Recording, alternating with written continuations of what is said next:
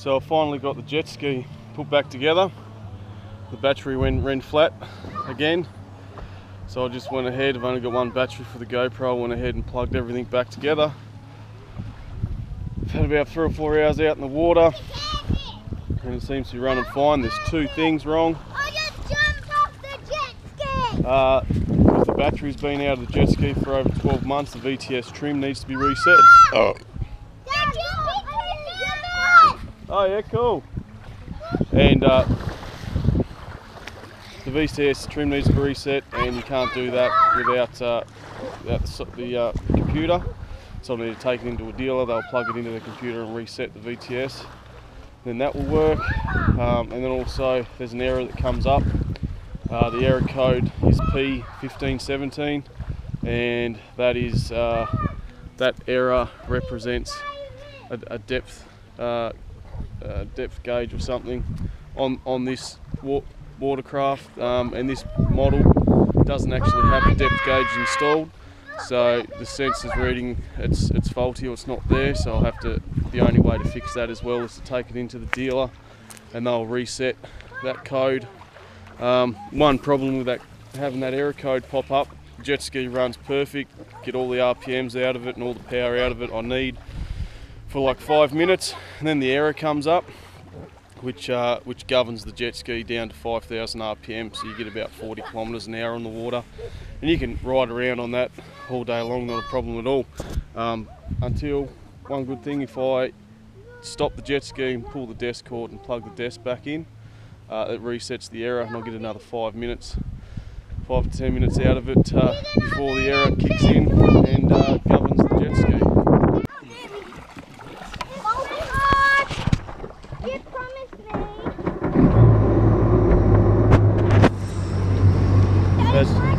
No, I'm just 1 minute. As you can hear, it starts and runs really well. Reverse.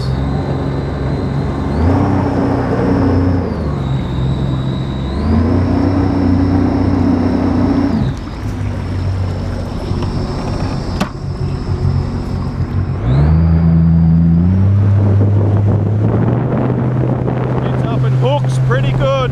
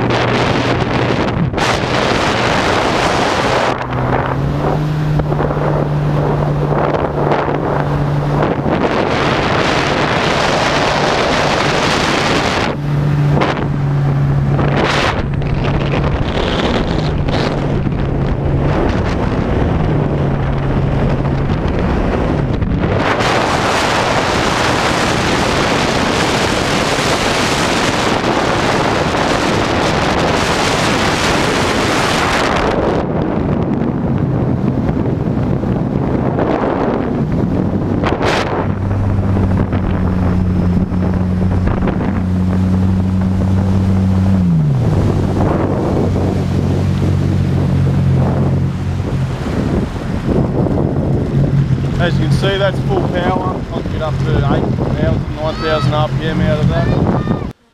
Hi guys, today I'm doing a trying to fix my jet ski engine. I got a deal on a cheap jet ski. They've done the bellows, the seal to the bellows to the drive shaft, and because the guy I got it off busted the seal to the bellows, the jet ski sunk in the ocean. So he recovered it. Of course, the engine and everything filled up with water.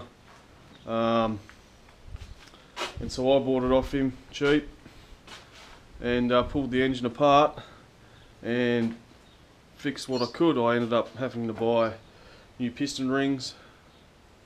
All the cylinder bore was all rusted out, so I honed the bore, which was difficult. I just used one of the 3-finger hones and I think it was just a medium. I didn't go the light medium coarse hone, I just went a medium hone because the sleeves in them are titanium, they're fairly durable, and I'm just trying to get it done for as cheap as I can. So I did all that. The head needed work, all the valve seats were rusty, the valves were rusty, so I went down and I sort of lapped all the valve stems and all the valve seats. I lapped them, got them sealing up nice and flush. I put heaps and heaps of time just in lapping the valves and redoing the head, because I just didn't want to. Jet ski parts are really expensive, and I didn't want to have to buy new gear. I already had like $1,500 in it for parts. So I tried to cut costs where I could, but ultimately it all worked out in the end. I got all the valves lapped and everything honed, and all, cleaned all the rust out of the engine and stuff. Got it all back together. It was going fine, purring like a kitten. Took it to the lake. I got a little bit carried away and didn't break it in as I should have done. And so I gave it full stick to see what I could get out of it, and I ended up snapping the timing chain.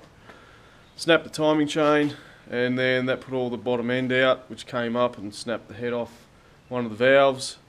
And after a few more rotations, the piston chewed the valve up, destroyed the head pretty bad.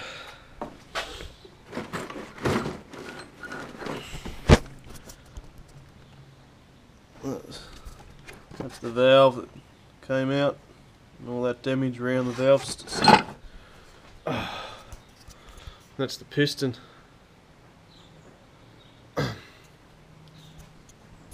But them pistons have got new piston rings in them, all new rings. So I'm just going to get like a Dremel tool. I'll just grind all that shit nice and smooth on top of the piston with a Dremel tool. Just keep that as it is. It was my fault that the timing chain did snap, because the timing chain was intact, but how it was sitting in the jet ski for months on end, the bottom half of the chain was sitting in the sump, and that had water in it. So the bottom half was sort of surface rust, and I thought, I didn't want to have to buy a new chain. I wish I did now, but I didn't. And I reused the old chain, and it ended up snapping. One of the links broke and gave way right where the rusty section of the chain was. So that's caused me more hassle than what it's worth, really. I ended up getting a new chain.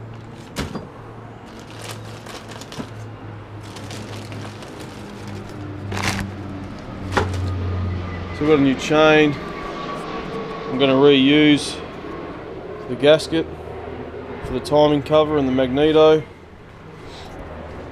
Now, the pain in the ass for these jet skis, this is an RXP 215. It's got the Fortec 1503 motor in it. So it's supercharged. And to change a timing chain on these things, you have to pull the engine completely apart. It's like the biggest pain in the ass ever. So I've got down to this stage, and this is the main. This is the crankshaft, and these gears, these cogs have been pressed onto the crankshaft. I can't get them off. I could try and use a pulley setup, but the pulley's just going to destroy this here. And even then, I think they're pressed on there with that much tonnage. Like I don't have the press. Like, they're pressed on there. I could probably pull that gear off with a pulley, like a hydraulic balancer pulley or something like that.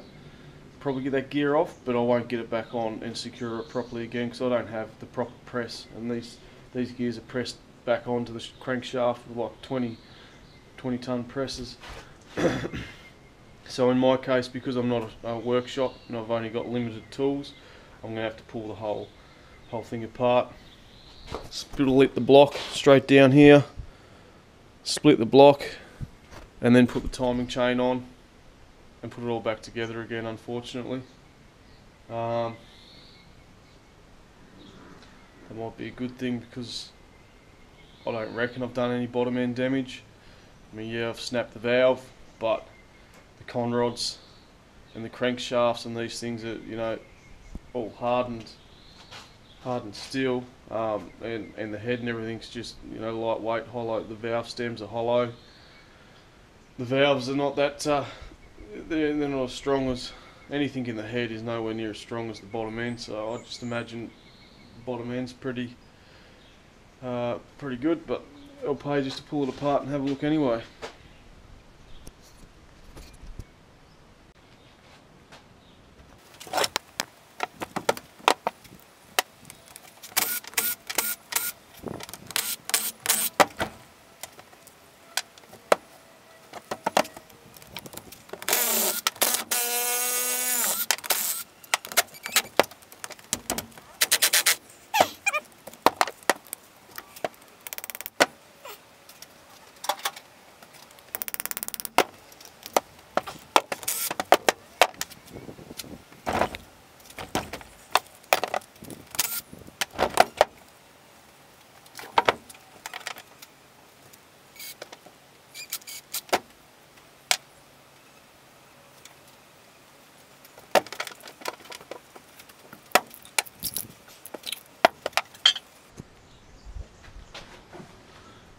Locking pin for the crank.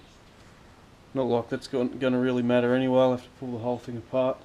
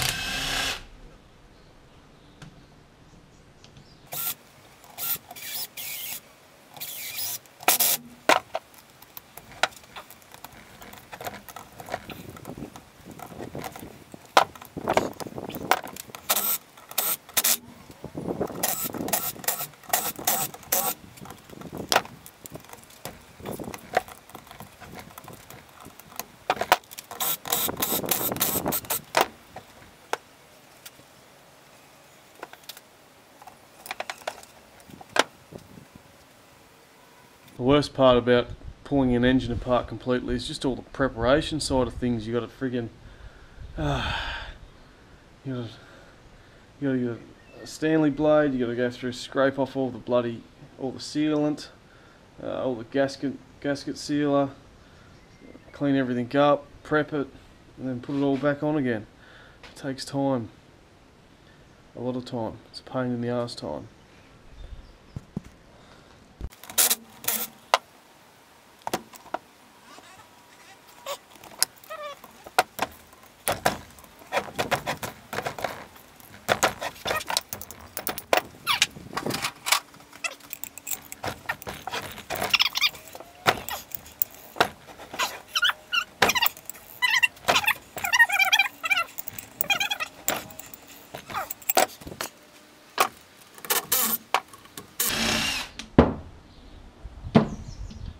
And it would help to empty out the bloody oil in the engine, but once again these engines don't have a sump plug, so you have to pump the oil out manually with a specially designed pump. Just like every other bloody tool for these engines, you need a specially designed tool for it. When I first started working on this bloody jet ski, I had to go out and spend hundreds of dollars on all these new tools. All these Torx drives, female Torx, male Torx, just to get the right tools to be able to do this. But jet ski engines, to pay some fancy bloke in Seadoo shop to do this, they'll charge you like a wounded bull, because typically jet skis are associated around people with money, and because, you know, anyone who has a jet ski has money, the people who work on these things charge $100 an hour just to stand there with a friggin', and they wouldn't even use this thing to undo a screw. I'd stand there with a ratchet, $100 an hour. Thanks for coming.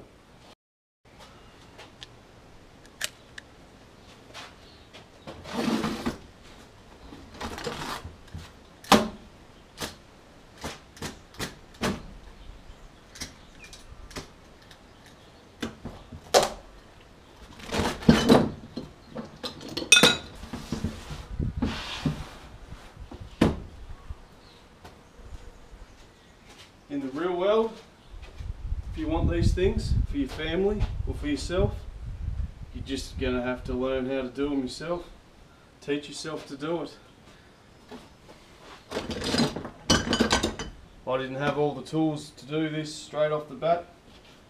Just brought a little bit at a time as I could afford it. And eventually I've got all the tools to do my own engine rebuilds on my cars. To do my own services on the cars, to fix my own quad bikes, to fix my own boat engines, to fix my own jet skis.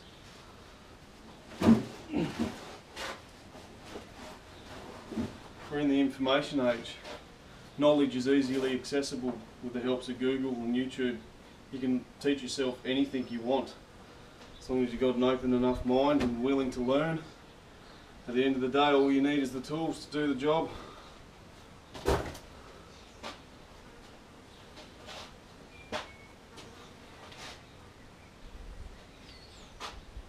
It's not the most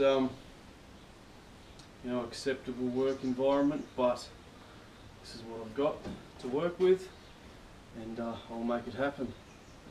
Because in the real world, no one's going to hand you this shit for free. No one's going to teach you for free. You've got this illusion if you want to learn something, you've got to pay thousands of dollars and go and do a TAFE course. That's just all bullshit. That's just a money making scam. You don't need to pay for education these days, not with the help of the internet. No.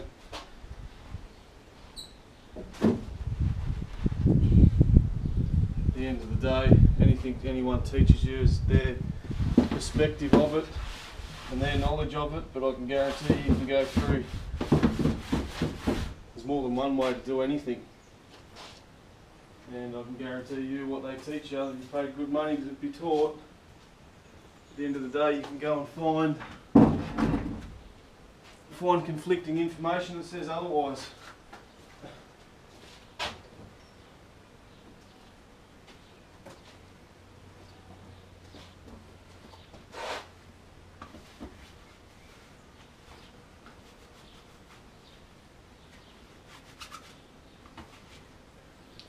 So instead of getting there manually with a toothbrush and cleaning the threads out of every single screw that comes out of this thing, I'll just get a jar of methylated spirits, paint thinners, and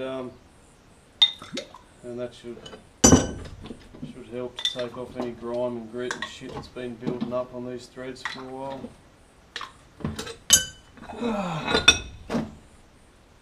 That's all I'm going to do anyway, because I'm not a professional jet ski engine rebuilder, and you're not going to pay me $100 an hour to stand there with a toothbrush and clean the threads out for you.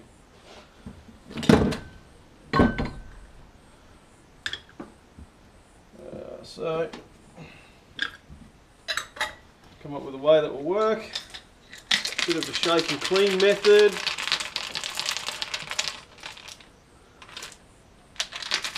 Watch all that clear liquid. It's already starting to dissolve and clean out the threads. Just let that soak and steep for a while, and that should do well.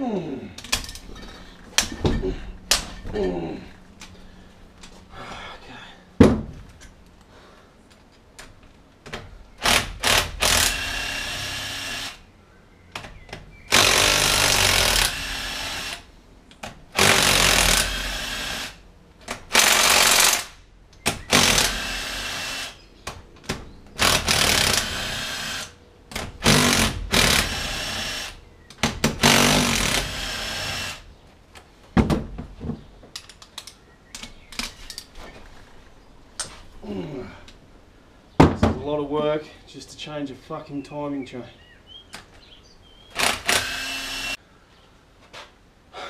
It's time.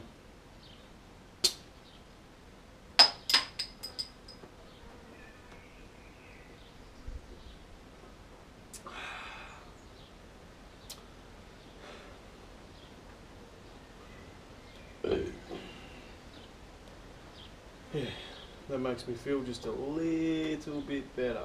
Not much, just a little bit. Okay. Now, I've undone all the screws to split the block. So now I've got to try and separate it and loosen it up. Good way is to get a pry bar in there and try and pry the edges. Another way is just to loosen it with a hammer. The question is, do we use this hammer or this hammer? Being an aluminium block, I'll stick with this one.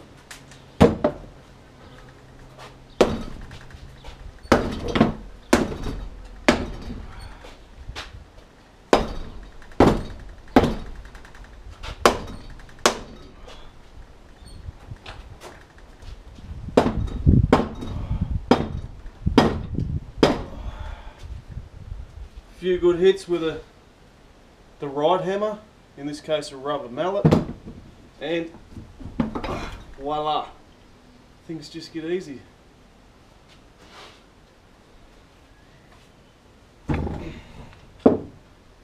Okay, so first inspection.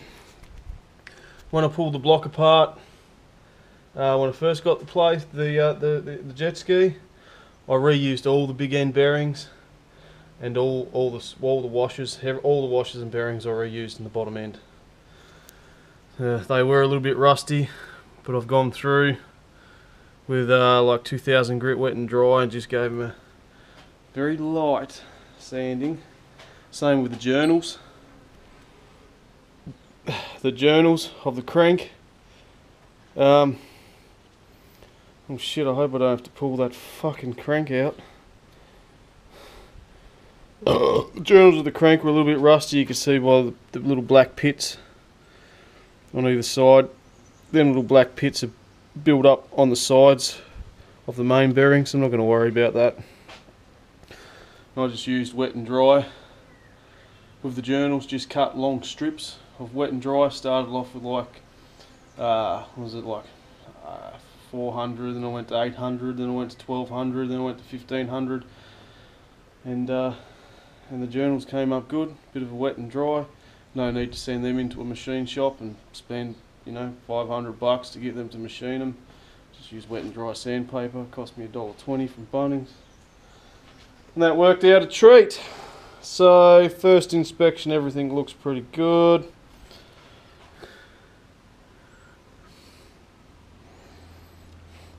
So this is the cog to the timing chain. So I need to get the chain wrapped around that. And I can just take this as the balancing shaft. This one here, the balancing shaft. I'll just take the balancing shaft out. That should give me, whoa, frig me mate. I just might have to lift the whole crank up slightly as well. Slide the whole crank across. I don't know. I'll have a crack.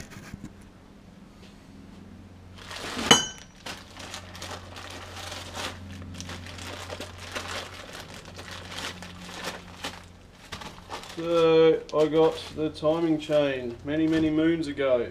So I just buy this stuff as I can afford it. We're not rich. I got this timing chain from SBT Parts Distributor. It was like $100. Non-rusty. Very important. Trust me, you don't want to have to do this twice like I have done. Rule of thumb, if you have to pull your engine apart for any reason whatsoever, just spend the $100 and put a new timing chain on. Oh, brand spanker. I just like the way that sparkles.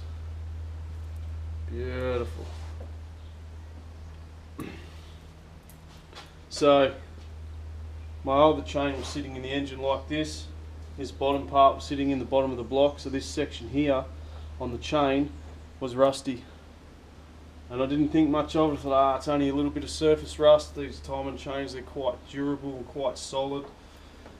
Should be right. I left it, but no, the link snapped right on the rusty section. So, new chain. Pull an engine part ×2. This balancing shaft should just lift out. Oh. Before I do that, I want to mark the cogs with some white Tipex. I want to mark the crankshaft and the balancing shaft and the gears. I want to make sure they're aligned. So when I go and put it back in, everything's hunky-dory.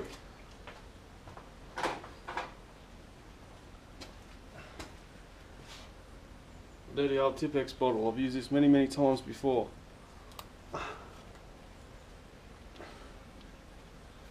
So it's as easy as this.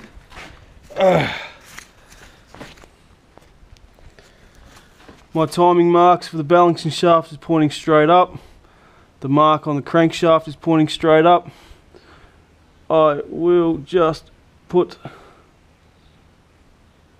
a line across there. So then I know when I put this balancing shaft back in, they have to line up here as well.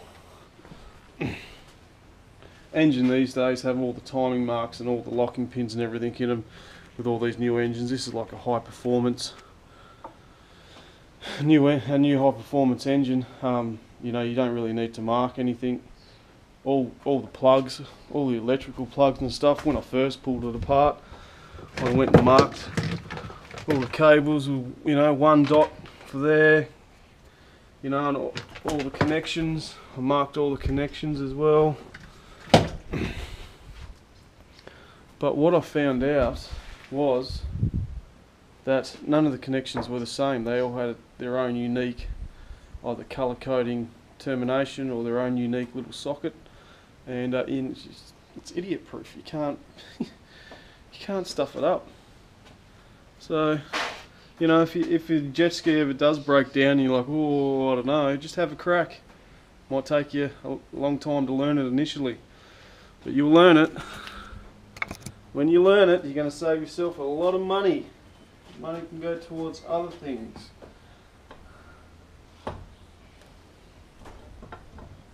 Balancing shaft out.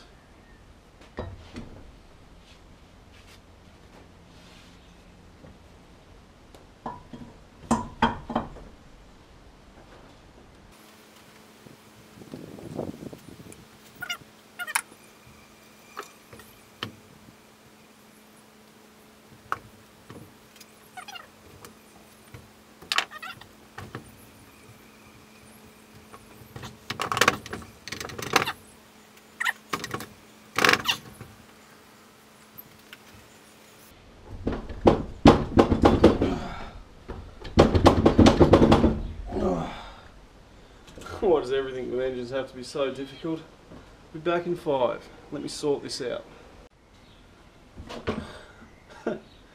Right, so turns out I can't lift the crankshaft up high enough to slide the bloody timing chain in around the cogs because there's these little oil nipples in the engine, little oil nipple jets.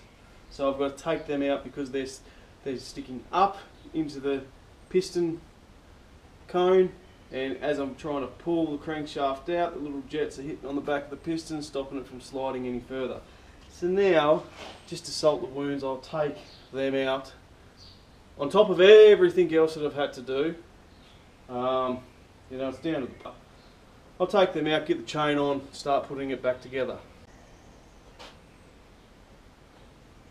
You want to put a timing chain on, you've got to take these off as well. They're all out. See how much success I have now. Oh, look at that. Beautiful. Easy as pie.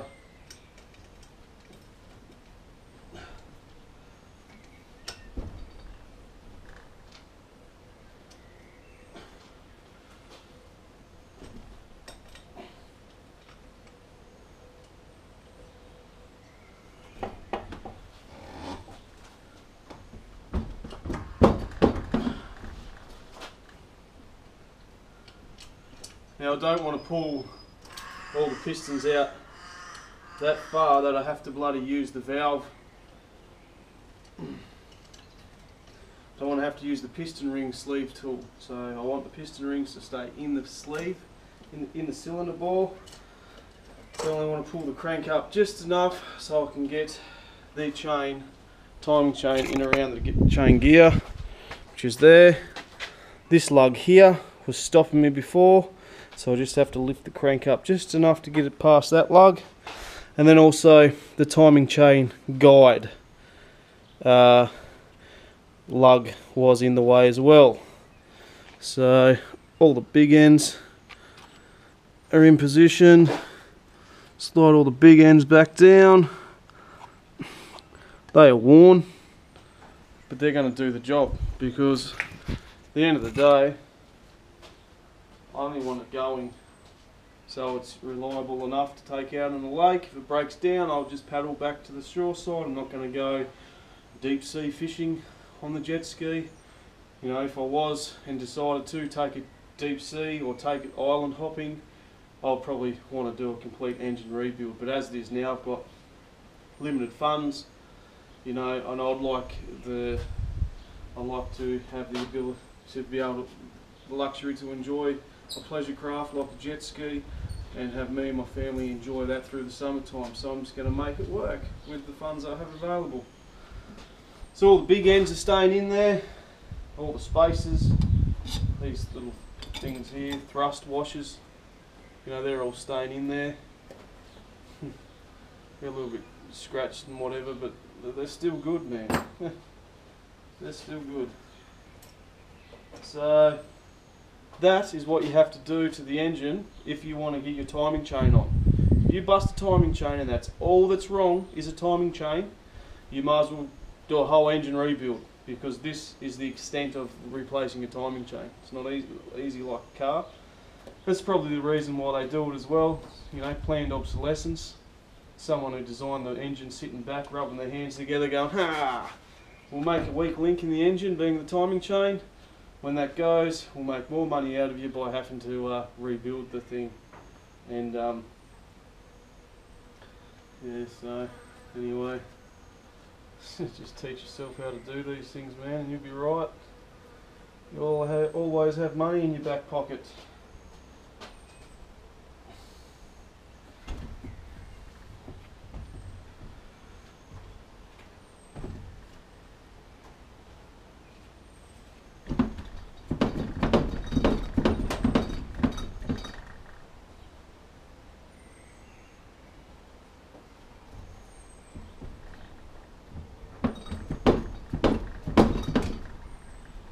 Pull the piston rings out of the sleeve, so just more hassle than what it's worth. Well, it wasn't the piston ring, it was the oil seal guide. So that snapped. That was a new one. It's a good thing I did keep the old ones as well, so I'm just going to have to pull the whole fucking piston out now and put an old one on. So it turns out the piston end caps, these bolts that bolt the end cap onto the piston, onto the piston rod. There's some fancy thing, but they take this super special tool to get them undone. I mean, I've only got these Torx bits, and none of the Torx bits are a perfect fit, so I've had a struggle getting them. So now I'm going to have to buy a couple of new ones of those. Trying to work this nut here off so I can get that out. And it's at the point where you just, you know, when you haven't got the right tools, it just makes life so much harder. You just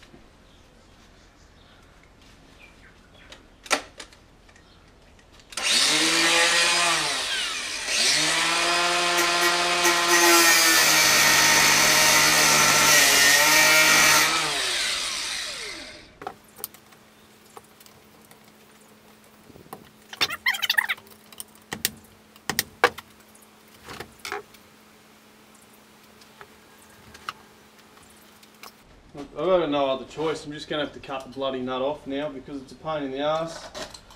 It just wants to be that way. So, yeah, happy days. This is why I have a lot of respect for mechanics. Just, oh mate.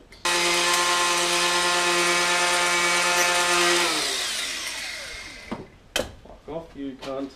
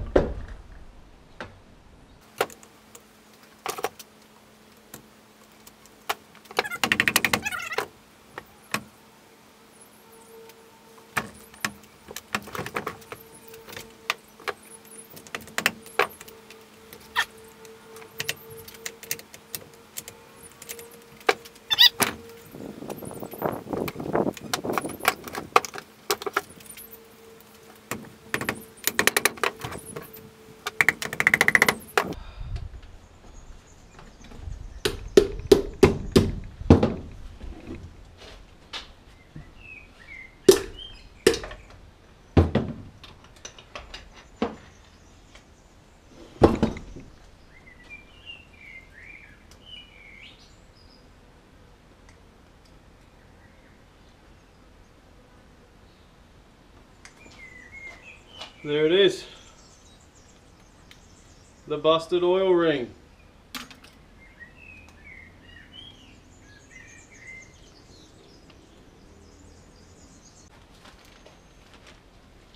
I kept all the old rings and oil rings, whatever was salvageable.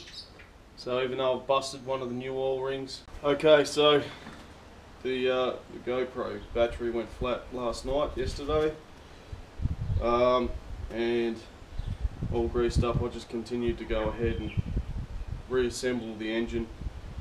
So I ended up cutting that end cap off the conrod, that last screw, so I cut that off, and because I had to grind the nut off, grind the bolt off, it only half of it was flatter and sunken down compared to the other half of the bedding surface where the head of the bolt beds. So I went through and just refabricated the whole end cap of the conrod, and I ground it all down on both sides so it's nice and flat. These bolts turned out I had a couple of good ones to reuse, so I reused them. I still couldn't talk it down to the specifics. They wanted like 33 foot-pound, and then they wanted 90 degrees on that as well. So I got it down to 33 foot-pound and 45 degrees. So that's just going to have to do, unfortunately, because at that pressure, the head of these screws they rounded off. These are crap. These are the worst bolts ever. They're like made out of a lightweight, some type of really soft metal. So then I put the used oil ring on the piston. The piston that's chewed up is the piston I replaced, and I replaced it with this one. This was the original piston, but all around the edge of the piston is pitted, and the face of it was pitted.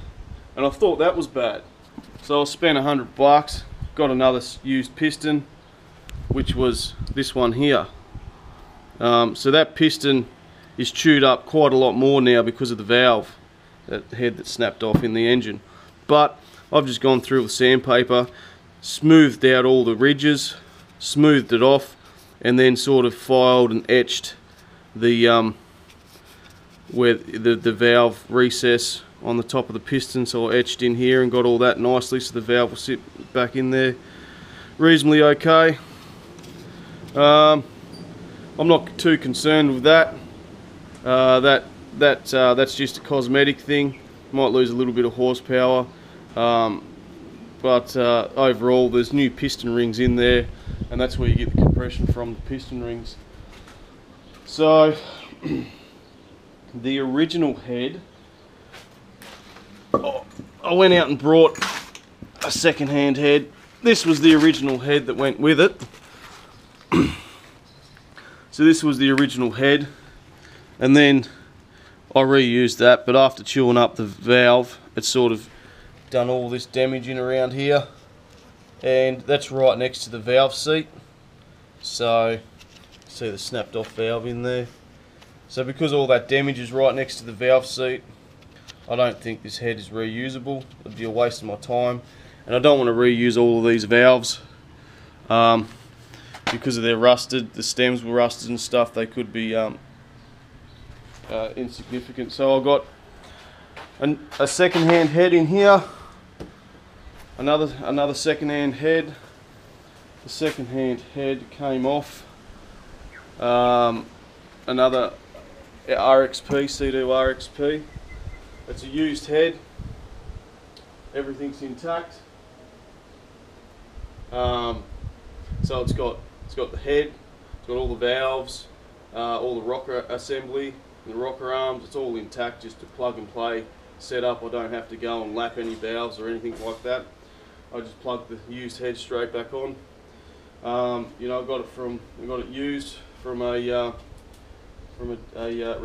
jet ski repair place in the mainland, and you know, some hobnobbers sort of decided they might have done 100 hours on their jet ski and they want a new head because they don't want to have it fail on them out on the water.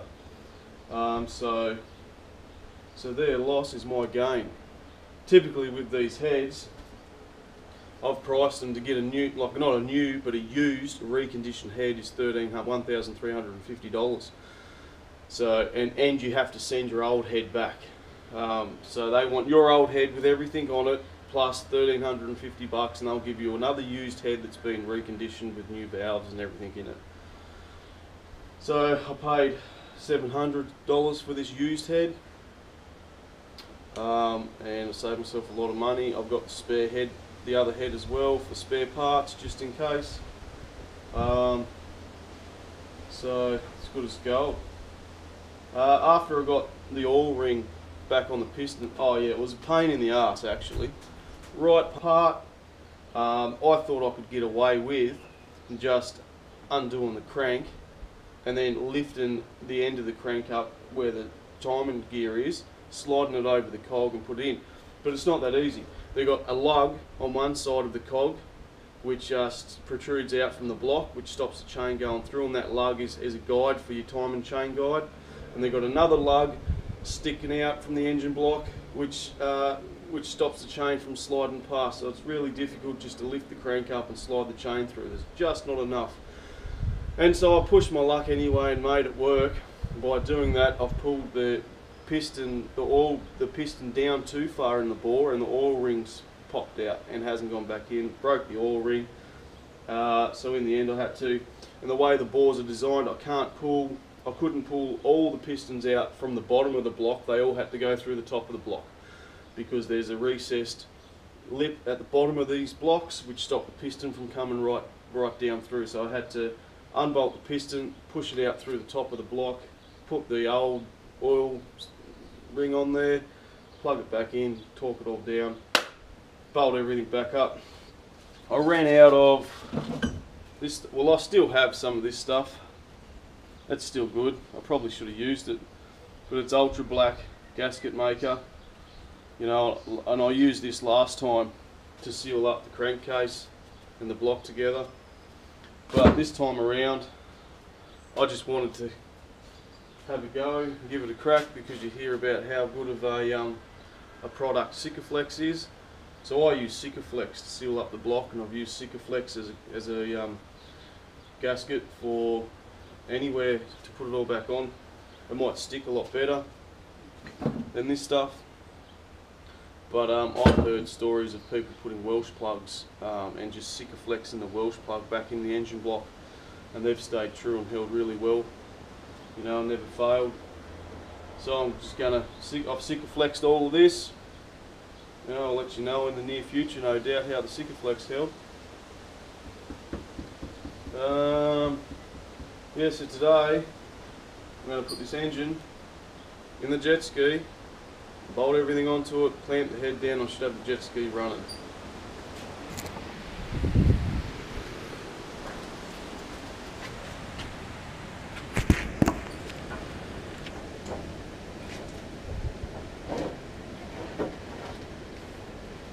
I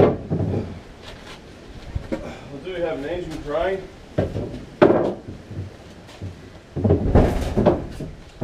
But it's not here, it's down at the shack. So I'll have to get creative with how I'll go about doing this.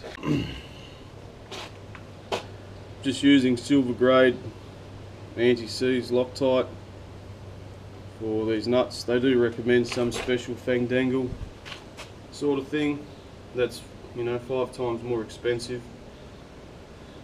But at the end of the day, like I say, there's more than one way to do something, and it still works. Just because it's not written down in the user manual doesn't mean it's not the right way. You know, I've got heaps of it there. That's going to last me a long time. You know, they recommend you use this type of Loctite 243 thread locker. That little tube is the same amount as that big tube, and it's empty. I've gone through so many of these things, and they don't last. You get halfway through a job, you've got to go and buy another one. What's the point? I got that on the last engine when I pulled this apart and fixed it and put it back together. I got one of those on the last time I rebuilt the engine. Ran out halfway through on a Sunday. I'm not going down to the hardware store to buy some more Loctite, so instead I just used silicone. Just put a little bit of silicone on the thread, screwed it in, voila. Okay, so this is going to be heavy, it's going to be a pain in my ass, but it has to be done. Going to lift that engine, these arms, over to there. Try and position it back in shell.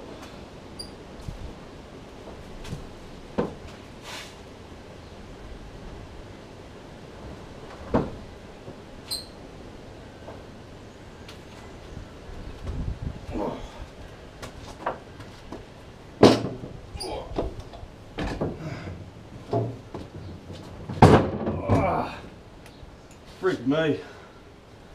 Now you can do this with the engine block mostly assembled. I'll get the engine block bolted in now, then I'll get it all bolted in and hook all the wires and hoses up to it, and then I'll start adding to it. I'll do the intake manifold and the intercooler, and I'll bolt down the head. And oh yeah, one good thing that I've learnt the second time around is I rebuilt this whole engine and put everything onto it outside of the jet ski. and then tried to shoehorn it into the hull. I had my engine crane. It was a big pain in the arse. Not only that, because it took up so much space, it was really hard to get in around the engine and connect everything properly, all the earth, cables, the hoses, all the terminations.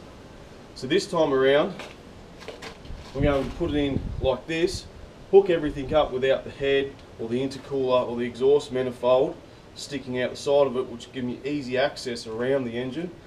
Bolt it down onto the mounts, hook it all up, and then I'll just start plugging the components on one by one after that.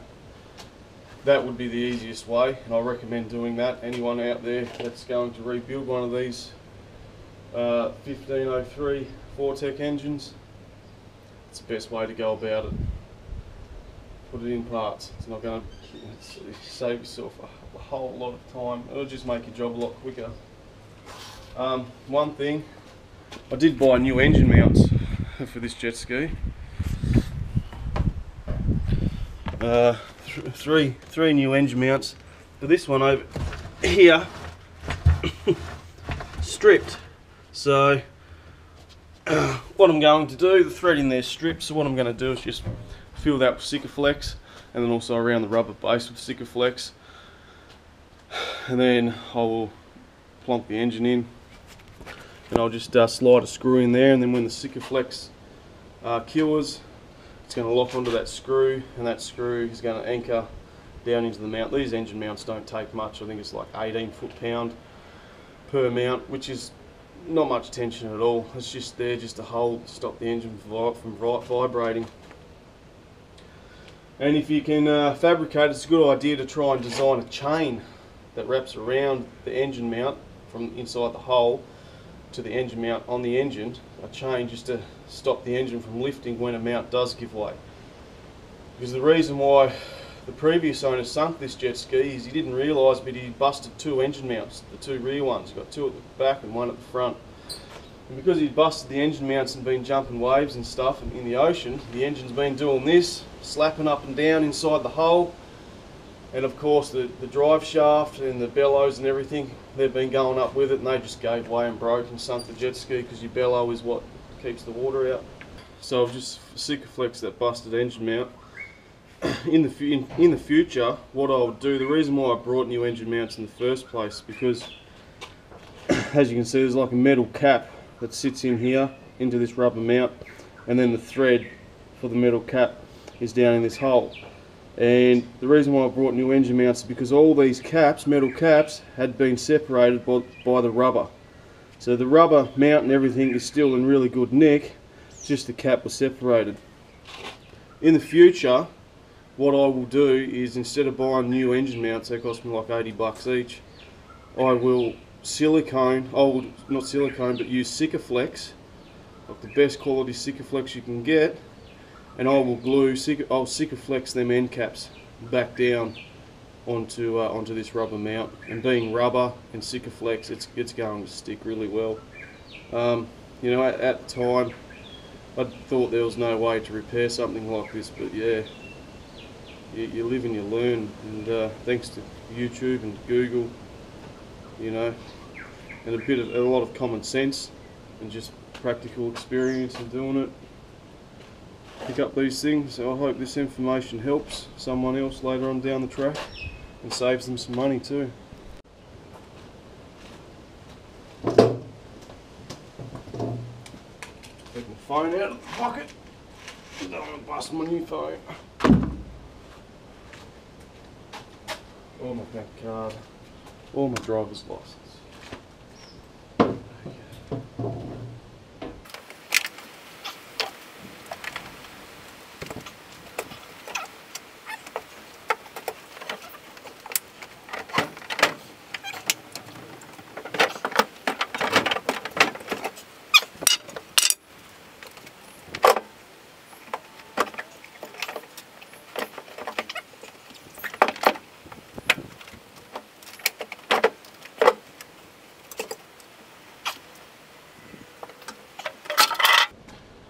Okay, that wasn't too bad.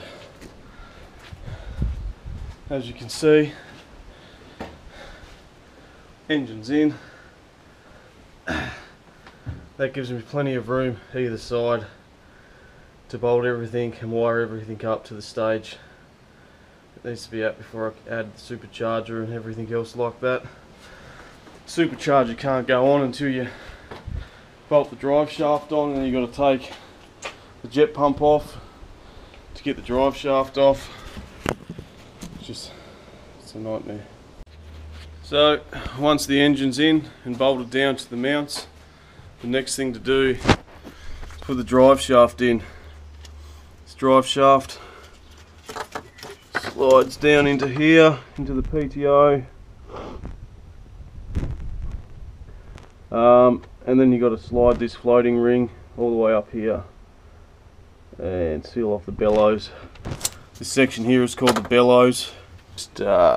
Just tension forces these two together with a floating ring. It slides into this little notch here, and this is what keeps the water out from the hole, is the tension and pressure between the flat face of that onto this composite bearing, and by the engine bouncing up and down. If your engine mounts are busted, then this here gives way, that breaks away, allows the water in, floods the engine compartment and sinks your jet ski. My engine mounts ain't the best, but I'm aware of it. Like I said, they're new engine mounts, and it was my fault. I just torqued it down too much and stripped the thread on one of them. But I'll go ahead, I'll put the jet pump on. The jet pump, I'll bolt that back up into here, slides onto the drive shaft. Once the jet pump's bolted in, it's going to stop the drive shaft from moving. And then I'll be able to hook up the bellows. Okay, so that's the jet pump put on. It's very straightforward. There's no need to sort of show you any type of guide there. But what's next stage is, now I've got the jet pump bolted up, I can look at fixing the drive shaft to the bellows. Now this floating ring here takes a lot of pressure, so you need to have the drive shaft up to be able to jimmy this across hard up to this, far enough to slide your floating ring in. Yeah, so I'll get onto that.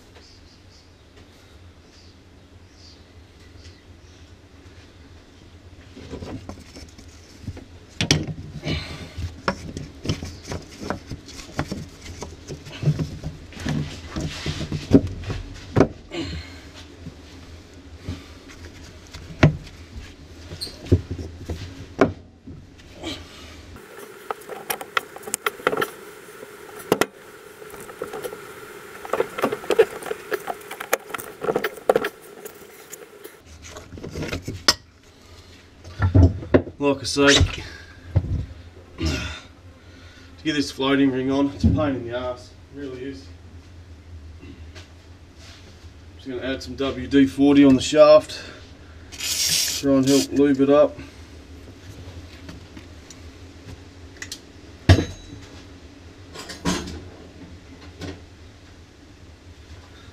It's going to be a big hammer job.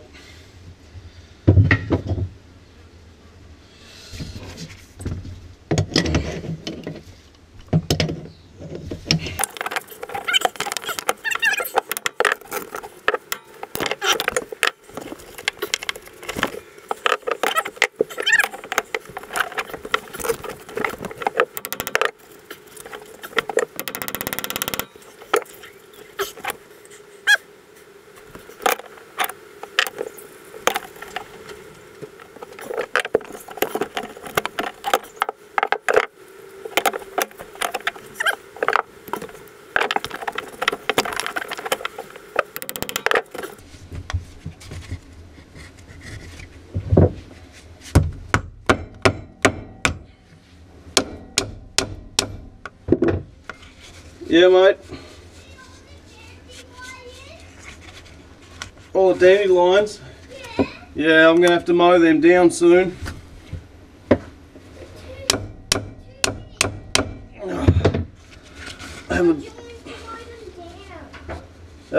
Because I'm having a bit of a trouble here, mate.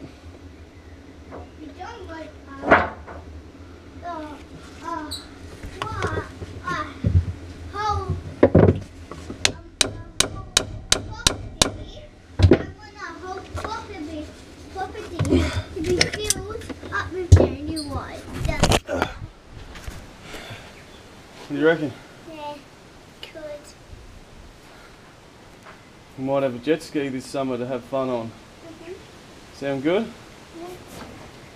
Yeah. Anyway, you get the idea. I'm just going to keep plugging away with this, and when I get it I'll show you. Okay. Finally got it. I just took the right angle.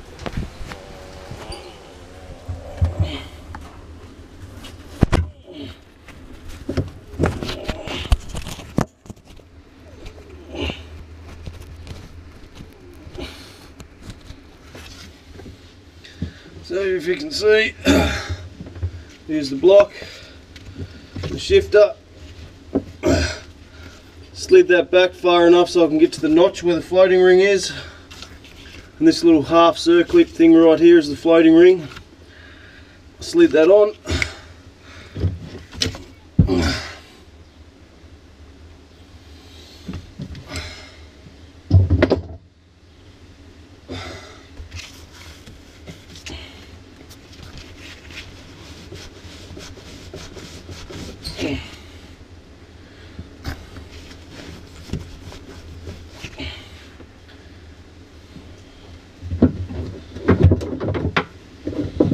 And Bob's your uncle. It was a pain in the ass.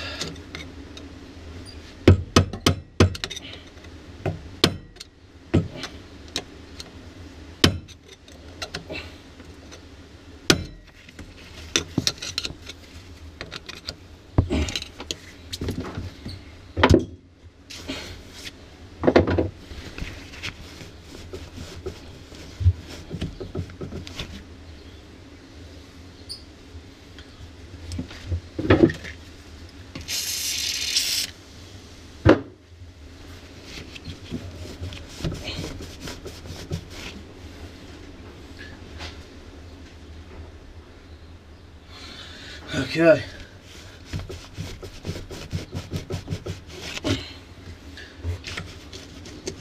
And that's that.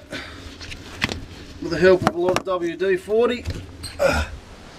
That's the bellows and the floating ring and everything. You need Seadoo have a specialised tool just to do that task. And I'm sure it comes with a specialised price as well, but that's one way to do it with the tools you got at home. One super hard task. When I done the engine last time, it's trying to screw these earth cables back on, and they're positioned right in behind here. So once you've got the head on, the intake manifold, the exhaust manifold, there is absolutely no room to get in behind there and do it. It was like a 4-hour job just to do 3 little screws for these earth cables, so that's going to be a lot quicker today by doing it this way.